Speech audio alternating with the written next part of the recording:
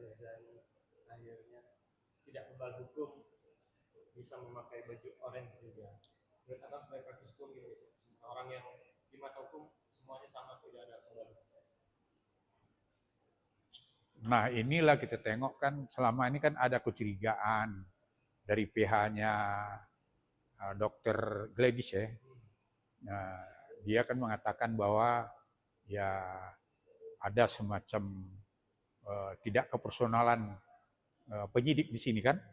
Nah, terbukti kan bahwa polisi itu bekerja proporsional sesuai dengan alat bukti yang dia dapatkan. Jadi janganlah kita menjustifikasi bahwa perkara ini belum masih dalam prosesnya udah ajak kecurigaan kepada penyidik. Nah ini dibuktikan oleh penyidik bahwa penyidik adalah proporsional dan di mata hukum orang adalah sama.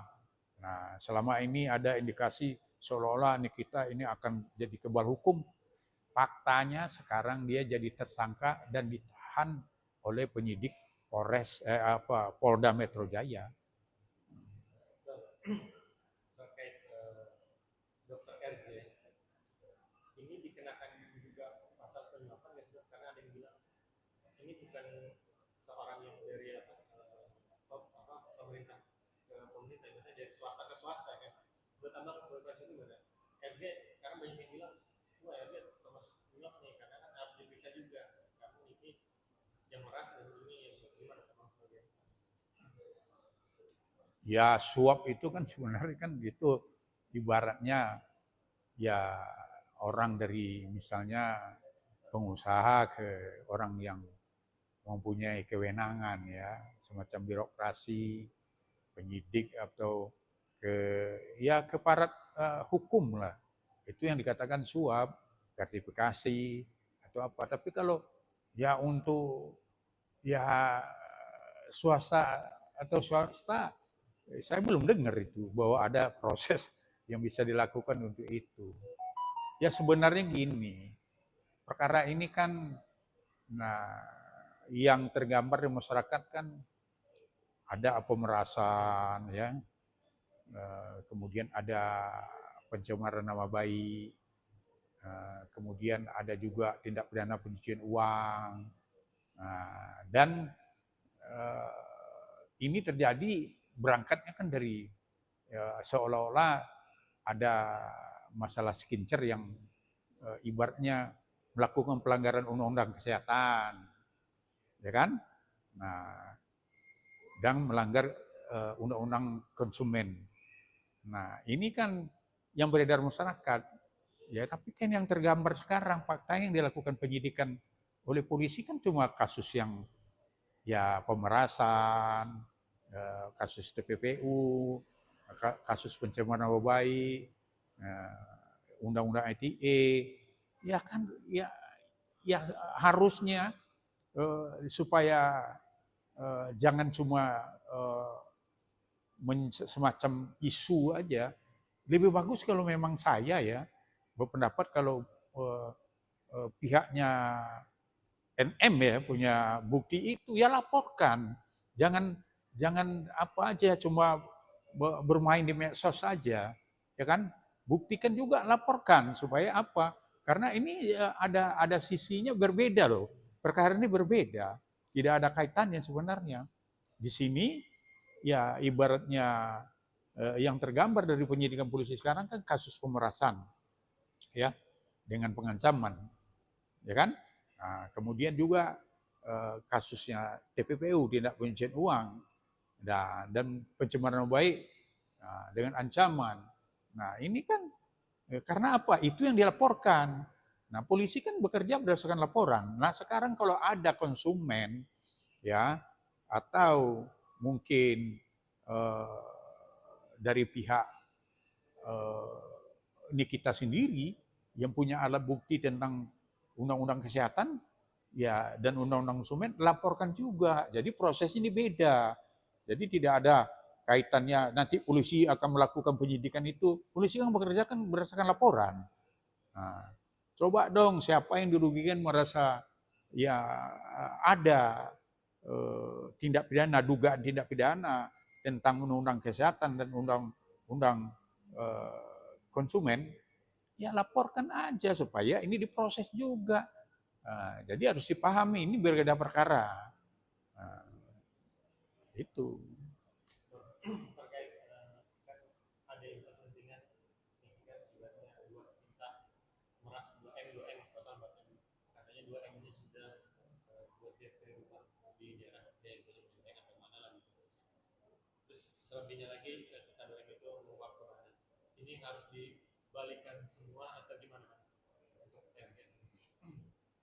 Ya polisi lakukan penyidikan pastikan kalau alat bukti yang dilihat ya, yang diperagakan oleh polisi waktu konferensi pers ya, itu kan udah jelas ada bukti transfer uang.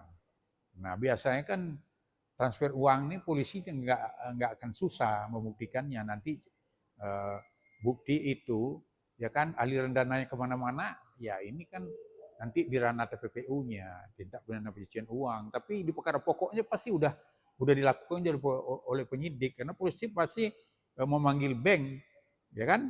Nah, ya kan berdasarkan apa? Ya berdasarkan keterangan dari saksi pelapor yang memberikan keterangan dan memberikan bukti bahwa dia udah mentransfer uang sebanyak lebih kurang 4 miliar. Nah, itu kan melalui transfer, itu kan lebih mudah. Karena apa? Transfer itu kan nanti aliran dananya kemana-mana, itu akan bisa dibuktikan oleh penyidik.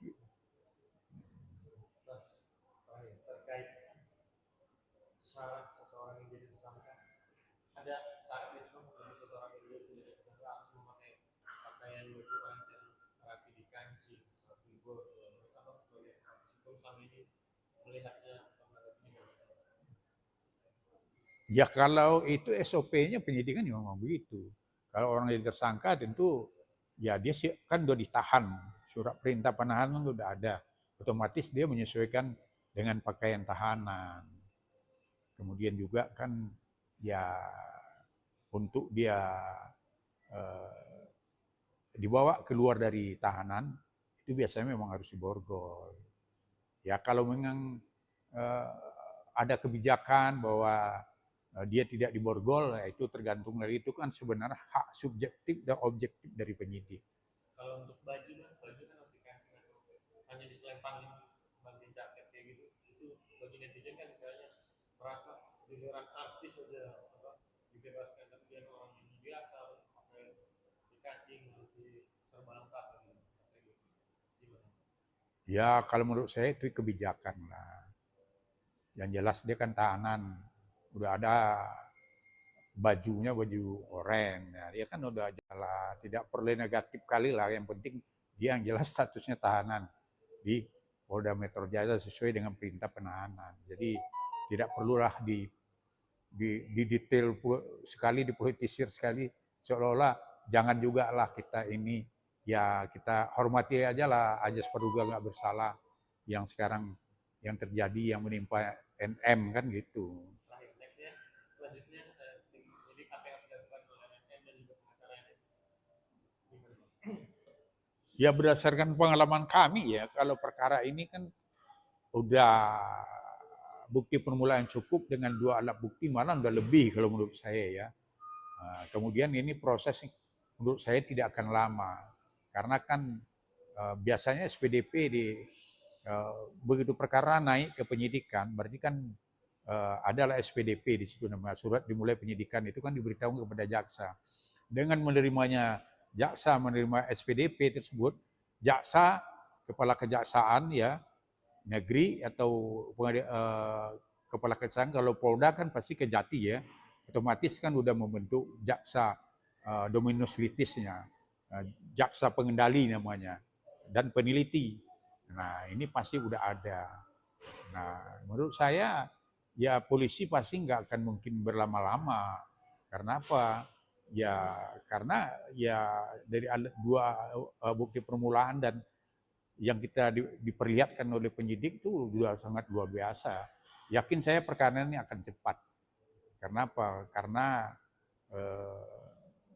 prosesnya kan ya udah transparan dan terang benderang, dan alat buktinya udah melebihi menurut saya. Jadi yakin saya dan jaksa juga mungkin nggak akan berlama-lama. Karena kan kalau perkara-perkara begini dilama-lamain juga kan nanti ada timbul kecurigaan lagi.